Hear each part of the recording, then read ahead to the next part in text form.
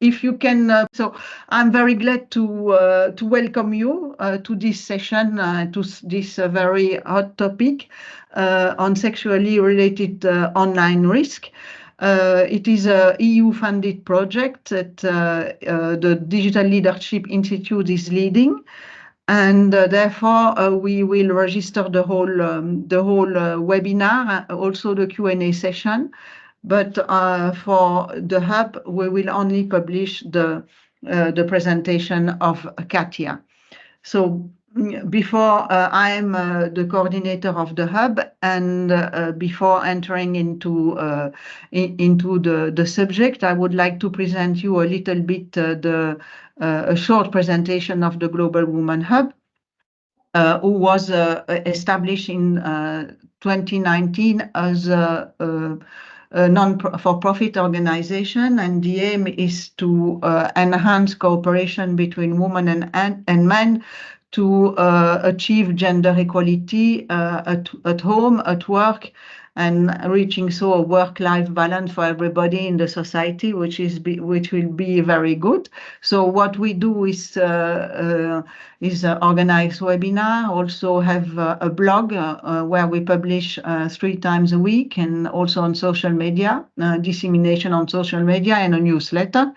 And soon we will start paid training on a very specific subject with a small financial contribution, because of course we are not we don't receive any subvention from the state for the time being, so we will try to gain a little bit of money like that, and also we are striving to get subvention. Otherwise, you are welcome to donate as usual. So today we welcome Katia Legisa, who is the managing director for the Digital Leadership Institute, whose aim is an NGO whose aim is to fill the gender gap and the digital gap worldwide, and they do so by empowering women, also in STEM, empowering, educating, informing women in STEM. And one of their core activities is also EU project, and one of these EU is in the digital field on sexually related online risk. So basically, I give you the word. Thank you so much, Christine, for the introduction, and also for giving us this opportunity to bring our knowledge here. Indeed, as you said, this training is kind of given by OnSafe. This is the name of the project, funded by the European Commission, and has basically really the aim to bring necessary knowledge and tools to prevent being exposed to sexually related risks.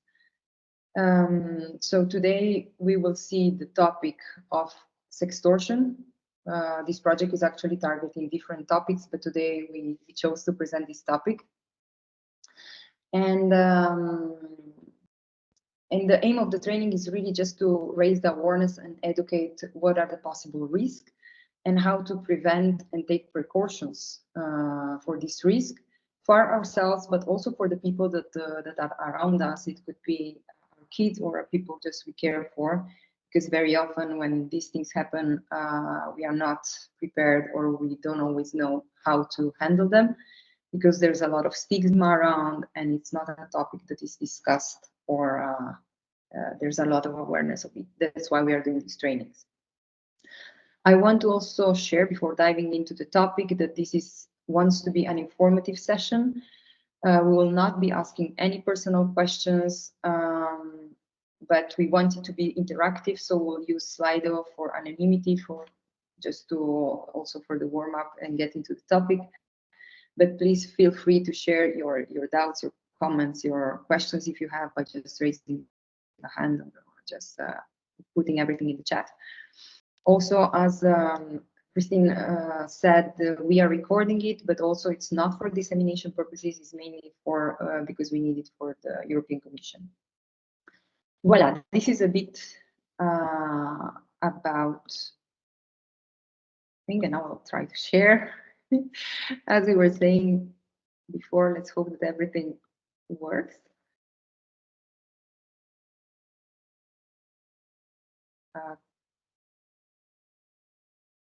Okay. You should be able to see my presentation. Is that so? Yes, no? Yes. Okay, good. Well, I was already wondering, like. So as I said, before diving into the topic, here is the QR code for the Slido. You can either scan it with your phone or, so now let's see what is sextortion. Yeah, so in case there are questions or anything, please stop me because I cannot see your faces. I cannot see the chat. I can only see my presentation. So in case something is wrong, just say, hey, something is wrong, okay? So here is the definition of what is sextortion.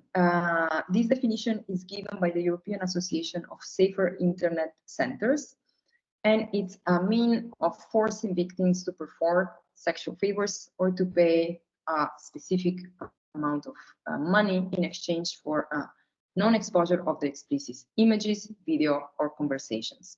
This is what the EU kind of gave the definition of what it is. Now let's go into the practical part. Here are two testimonies that have been taken from what have been reported to the police. And I will now just read both. I was in a controlling, emotionally abusive relationship, and when I finally had the strength to break away, I was still trapped by his threats to put my nude pictures that were for his eyes into the internet for everyone to see. Female, 18-year-old, face to face. Second, I was going through a breakup and I was horny. The girl had added me on Facebook a while back and we started talking. Eventually, I added her via Skype and she started touching herself and getting naked. Sorry. She wanted to see my penis, so I showed myself masturbating and she recorded it and showed it to me on Skype. Then she made all the demands for money after I begged her not to show it. Male, 20 years old, online. So what can we see here? Here there are two real stories that really happened and were really reported to police that have two specific differences. But one is female and one is male.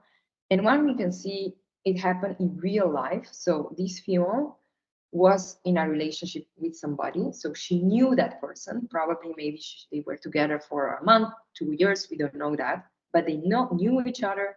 The relationship ended up badly. And so somehow probably he was not happy with the ending of the relationship. So he tried to blackmail her. And this happened to a woman. In the second case, we have a male, again, very young, that happened online. And this is something that comes from the reports that are coming from the police. Face to face, let's say, from the real life, it happens more to women that sextortion might happen out of the relationship, so out of real relationship that they have in their life. It could be a partner, it could be any person, it could be even your colleague, who knows, with whom you have this kind of relationship. And to male, there are many more cases to male of male reporting that there have been sextorted online. And today we will focus mainly on the online sextortion. Okay. So now, before going to understand how the offenders operate, I will. One thing that is very important is that they do not use dating apps. So you might think, well, I'm not in the dating apps, nobody can touch me. No, it's very often that the way they operate, they use very normal social media accounts, like apps, Facebook, Instagram, Snapchat, whatever you use, and sometimes even emails. We will see that later. And one thing that they do, even before asking, giving you a friend request, they do a whole research about you, so that they know what's your age, where you go vacation, what have you done recently, what are your hobbies, what are you working or doing in your life. So they know pretty much everything. And based on that, on your research and everything, then they give you a friend request. Very often it will be also the same age or the same, I don't know, you will be doing the same hobbies and things like that. So this is one thing. And then when they give you a friend request, they start with a very normal conversation. And this conversation can last, which is normal, very pleasant, with a nice flow. It can last on also a few months. Why is that? For simple reasons, so that you do not think of that anything bad can happen, so that they start building in you the trust, and also to start feeling comfortable with them. So you have no clue that, because you haven't sensed it before, you haven't seen in the exchange it is something wrong. So this is one thing. And as I said, this normal conversation can last many, many months. Once they have built the trust, once you are very comfortable with them, you start exchanging even just private information, like how your life is doing, you know, things that you wouldn't share with somebody you just met on Facebook, because you somehow became friends, or somehow you became, yeah, that person became a person that you trust and that you feel okay with. So they start with the flirty conversation. And this also might not be invasive, which is just flirty. And this phase can also last for a very long time, till you are comfortable enough that they will start requesting new pictures, or just that you touch. One thing is also that it's normally happens, but we don't go into that they request to move the conversation into an application that has live streaming. For example, they will request to go to a Skype, and they might request to have a video exchange. What the recipient doesn't know, that these exchanges are recorded. And of course, then they might ask the pictures or whatever they ask. So the person doesn't know this is recorded. And once it is recorded, then yeah, the victim might send or perform whatever it's asked, let's say in this call, and then the blacklist starts for money, or for more pictures, or for more videos. And here it's an extract from also a report that was done to the police. Let's say this is very short, let's say condensed. But what is important here, and I want to pay your attention, is that what they ask is normally not a big amount of money. Here it's still $500, but they might also ask only 250, 300. So normally they ask a sum that they know you can give. They will never ask $2,000 or euros, because nobody might give it in a second, that amount of money, for just a few pictures or a few videos, right? But we all have, let's say, 200 euros extra. So you might, in your mind, you might say, well, for 200, for the peace of my mind, you know what, I'll just pay this money to forget everything. But unfortunately, what the victim doesn't know, that once you pay this amount of money, even if it's only $150 or euros, there will be more requests, either of pictures, videos, or of money. And this is something very important to know. So now I want to look into the second way that they work. They also use sextortion scam emails. You might receive in your normal inbox with the email you usually use. And what's scary of this email, that they give you, now I will not read the whole email, but basically on what they say, on this day, they give you a date, I got access to your computer and I got complete control of your system. They give you the exact, your email. On the days your account has the password, and they give you also your password. So you can see that this is actually your data, okay? They have your data. Voila, then they explain how they did it. And then they go on and said, a month ago, I wanted to lock your device and ask for a big amount of money, but I look at the sites you regularly visit, and here in bracket, it might be true, it might not be true, huh? That's why it's called scam email. And I was shocked what I saw. I talked about sites for adults, blah, blah, blah. Then it goes on. As a proof of my words, I made a video presentation in PowerPoint and laid out a private cloud. Look, you can copy the link below and paste it into the browser. I know that you would not like to show this screenshot to your friends, relatives, or colleagues. I think that 380 euros is a very, very small amount for my silence. And here you see they ask not a big amount of money, right? So what is important to know, even though when you receive this email might be a bit scarce because they really give you your own data. Of course, do not click any link.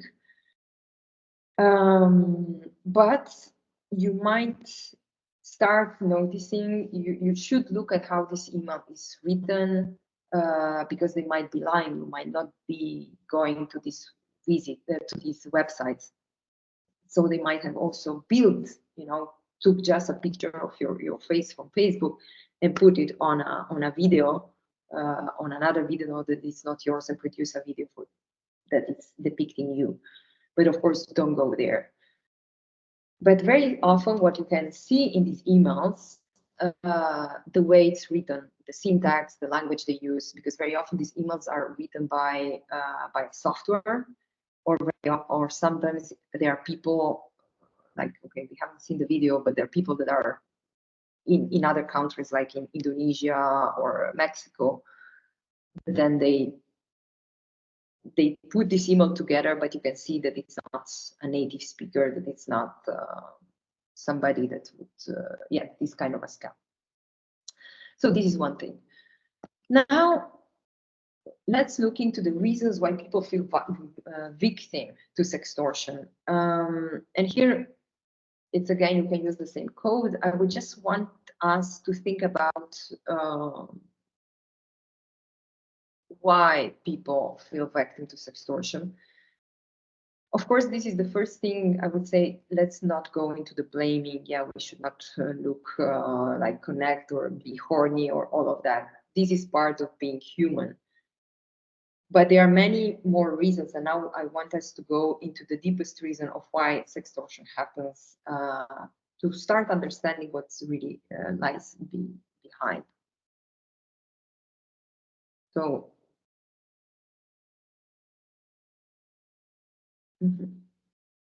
indeed, anyone can be a victim. It's true. Sometimes, to be very honest, one of these emails, I have also received it. But thanks God, I knew what to do, so I wasn't, nothing had happened. So anyone can be a victim, no matter who we are. Yeah, sometimes we have too much confidence. We are too naive. It's true. Sometimes we are too naive. We think that sharing even a simple picture or a simple, we all have data online. We do buy things on Amazon. We have our social accounts, our emails. There are many data out there. So with AI, especially artificial intelligence nowadays, you can do a lot. And lack of knowledge, of course. So now let's look at least at the top reasons. So reasons for high number of extortions.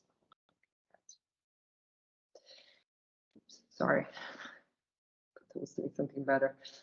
So first of all, it's the digital communications. The fact that the digital communication platform, social media, instant messaging, it's so widely spread that for us is something nowadays it became normal to connect with stranger. And this is nothing wrong. It's everything okay. It's just that we are still connecting with strangers. So this is one thing that we have to take into account. The second thing is anonymity. The internet unfortunately provides, from one side, it's very positive because you can have, let's say, safety net around us, and nobody can know who we are. but it's also a place for criminals to perform certain acts. We have to also remember that there's a big portion of internet, it's dark web, and there it's impossible to trace who is behind the crime. And this, even the police, if you report it to the police, very often they cannot do too much, especially if the crime is seriously set up, like we would have seen in the video. Sometimes it's a whole structure behind that it's very difficult to break. Then access to personal information, as I said, we all share personal information, images, data that we have online, and if somebody wants, they can have this information. Okay, so we have to be a bit careful. Exploitation of trust. Also, this is something I mentioned before. They do establish the trust. They do establish that you feel comfortable. At the beginning, we might think, well, this is something positive, and indeed it is. But let's start to also a bit listen to ourselves, even if from the outside everything feels fine. Let's maybe listen to our instinct if it's really okay or not. Are we okay in sharing what we share, even in connecting with strangers, or rather not? Sometimes we act just because we want to be polite. And one of the biggest reasons is technological sophistication. Unfortunately, we have many fake profiles. This is something I haven't mentioned, but very often the person that sends you a friend request, it might be a fake profile. Also, this was shown in the video that we haven't seen. You think it's a real person, even if you have a video, it's a pre-recorded video of a person acting, but it's not a real person behind. There are these gangs, let's put it, of criminals that are acting by creating fake profiles. They use social engineering techniques, and as I said, artificial intelligence. And I think it was a case in Spain that young girls were they actually had this happen to them. Their face was taken, put on a video of naked body that was not theirs, and they were sextorted. So it was a big case in Spain quite recently. And then, of course, globally connected words. Very often, these criminals are not always, let's say, the next door. So for the police, even if you report, it's very difficult to investigate or to even prosecute these people that are behind this, because very often they are in Manila, they are in Mexico, they are in places that maybe the law enforcement are very different. Of course, stigma and shame. If this happens to you, you might feel shame, you might feel and start blaming yourself, oh, why did I share? Why did I trust? This is not something we should do. Talking to strangers is not wrong, but the fact that we feel ashamed, we rather pay, we don't want to say it to anyone, we just want to forget to put it in a drawer, just forget this bad experience. But unfortunately, this is not the way forward. And as somebody also said, the lack of awareness. Many of us, we are not aware of what it's really out there.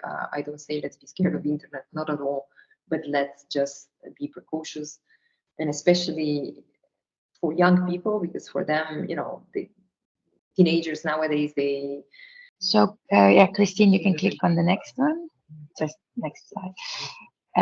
So you can read here some case study about Mark. Moved to Australia as part of his university degree. He liked his studies, but for him it was not easy to make friends. He really wanted to find a girlfriend, so he found it easier to meet people online. A girl he had never met contacted him on Facebook. She was beautiful and was also a young foreigner living in Australia. For a few weeks they chatted through Facebook Messenger, then they moved to Skype, and one day she asked if he would like to talk on a video call. She called him and things became playful. She asked him to play a game and to take off his clothes.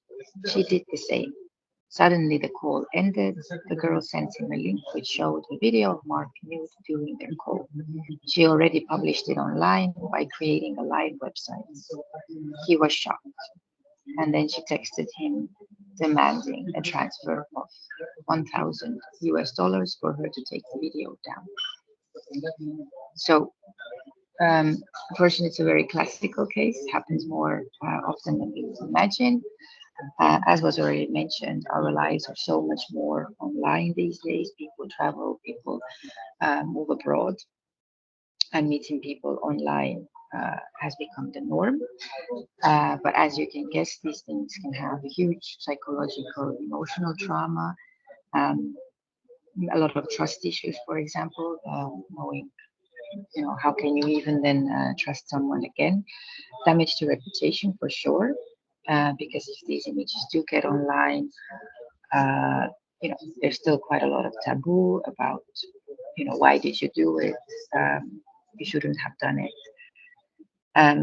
Also, if it reaches a workplace, can very well lead to losing your job, damaging your reputation at your workplace.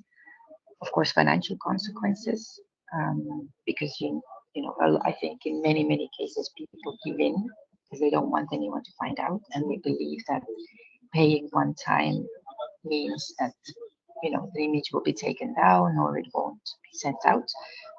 But more often than anything, it just leads to people wanting more money. I have a call from Katja. Hey.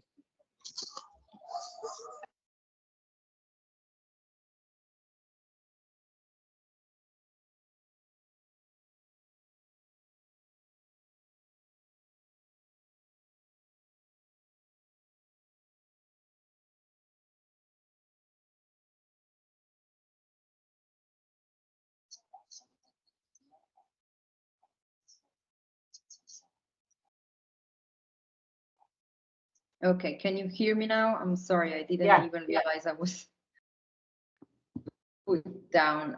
I was already at the end of the conversation. Okay, sorry. Yeah, I was just talking about the first steps of the impact. Okay, the first steps of the impact. And we did the Slido as well. Okay, so the first one, right? Yeah. Okay. So let me go back. So the impact first is psychological and emotional trauma. You might feel shame and fear for what happened, but this can lead to a long-term emotional trauma, especially if it lasts for a very long time. It might damage your reputation because you start isolating yourself, and you don't want to go to school, you don't want to go to your to the job. If this happen at your job, and you might lose your job. There might be financial consequences because this, as I said, it's not that you pay only once and that's it. It continues. It has an impact on the relationship around you because you start not trusting anyone anymore. So you start isolate yourself. You start also not wanting to share with your people you care. And also online harassment, unfortunately, if it's once you pay the first sum, it might continue for a very long period that of course this can have an impact, a bad impact on your well-being. And then of course fear of reporting. Many people they prefer not to report because they don't want to, they want to forget about the whole thing. And but the fact of not reporting this, you might continue not only the feeling for yourself of a victim, but also of other people, like that they know that they can do. And unfortunately, there are very few cases that are reported. The cases are rising, but still the majority of the sextortion is not reported. And the more the person is well known, for example, if you are a public figure, if you are a politician and so on, the less you report because you don't want to have any scams and news and things involved on a public scale. So here is a bit the don'ts do and what not to do. First of all, it's stop all the communication right away with a person. Do not isolate yourself and do not blame yourself. As I said at the very beginning, they try to play with your soft spots, so they know very well what you need, what you don't need, where you are in your life. So they play on that. So do not blame yourself for what happened. Delete your social media accounts, not only so that the videos or images are not well spread, but also so that they do not get access to your contacts, friends, family, whoever you have. And of course, if you can talk to a trusted person, it could be anyone you trust, of course, not a person that you know. It's by per se judgmental, because this will not help. If somebody else gives you the blame of why you did what you did, whoever it could be, it could be a person, but it could like a police, but it could be only just a friend that you really trust. Do not share more content, obviously, and try not to delay reporting or solve the whole issue by yourself. One thing that is very advisable is to document your evidence, the evidence that you have. Take screenshot of the email exchanges, take screenshot of pictures of demands you had, so that in case you decide to report, that you have this evidence. Of course, block the offender and change your privacy setting. I would say not only on social media, but on every let's say public account you have, like even Amazon and so on, so that they do not get this data from you anymore, at least not for now. Okay. So here are quick tips for what to do. As I said at the very beginning, just trust your instinct. Even if the conversation looks very good and feels kind of okay and nice, even if something tells you that it's not, something is off, just trust yourself. Of course, stop all the communication when you do have this feeling. Do not think I'm not maybe nice, or you have been exchanged for some time, and now if I cut it like that, it's not nice. I'm not polite. Just think of yourself first. Do resist the pressure and the blackmail. They will try to persuade you to pay or to give more pictures, but don't go into that. As I said, tell a trusted adult, especially if you're a minor, an adult can help, and keep the evidence. And last but not least is, of course, report the abuse. So this is all for now. I excuse myself for that I didn't realize I was was kicked off offline, because I couldn't see your faces anyway. So anyway, now if you have any questions, any doubts, any comments, or you want to share something, please go ahead. I will stop sharing because at least I can see and be sure that I'm with you. Yeah. So as I mentioned also in the chat, either you can